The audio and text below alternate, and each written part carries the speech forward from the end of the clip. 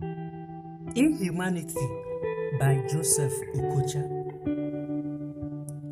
He was a contemporary of my father, a quite disciplined man who worked as a driver in a bank.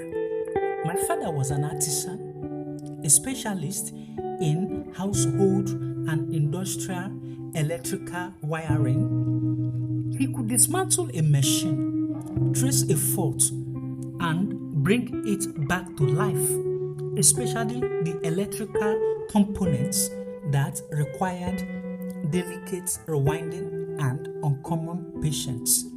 In their circle, some men might have fared better financially or socially with a little more formal education. Still, they were content with what they earned, absorbed in raising their children and supporting their wives from their modest incomes. They lived carefully, measuring life not by what they lacked, but by what they could responsibly manage. Others from their generation, better educated, became professionals. They assumed managerial positions in companies or government parastatals. They drove good cars and lived in fine apartments in the choice areas of Lagos. The rest lived differently. They occupied one or two rooms, often with large families and many children, in what was commonly called a face me, I face you house, a building with two long rows of rooms facing each other across a narrow passage. In such places, everyone shared a common kitchen, a few toilets, and a bedroom. Every morning, people queued quietly, waiting their turn to bathe or use the convenience before hurrying off to work. I used to feel a quiet discomfort whenever my father and his friend, along with others in their circle, referred to certain people as big men. The unease deepened when they spoke of some of their former classmates in those terms.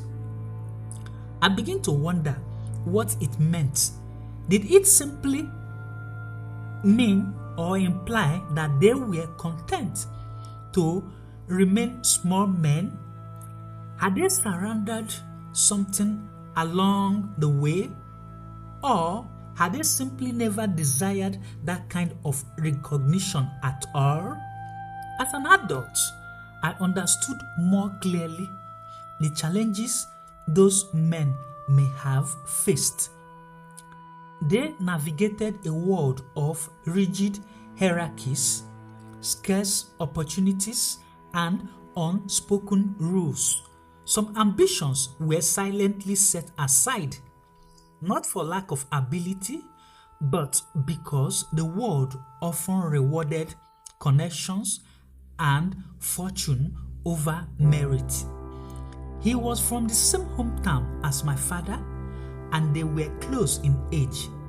They rarely had time to socialize, but on a particular Sunday of each month, they gathered for the town union meeting, as was common among people from other states living in Lagos.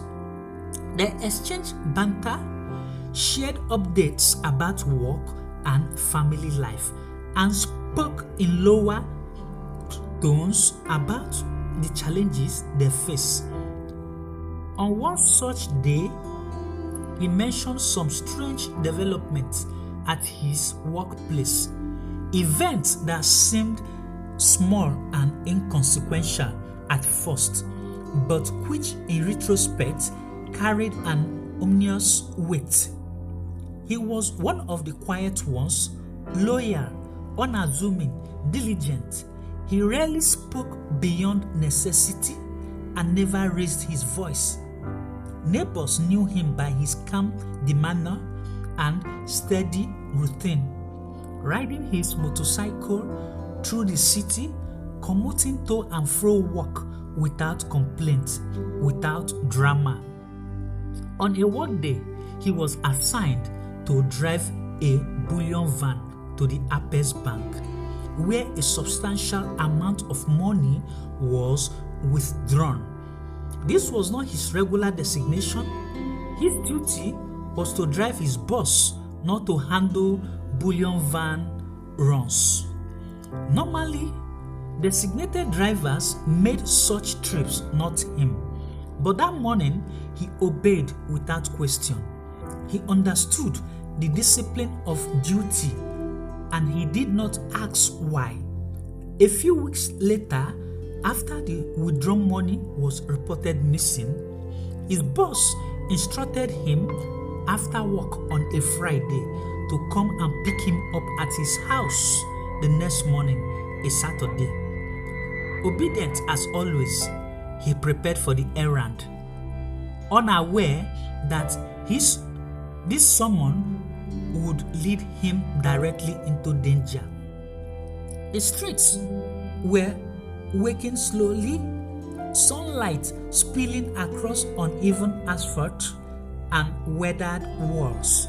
Vendors arranged their wares, and cars honked impatiently in the early traffic. To any observer, it was an ordinary morning.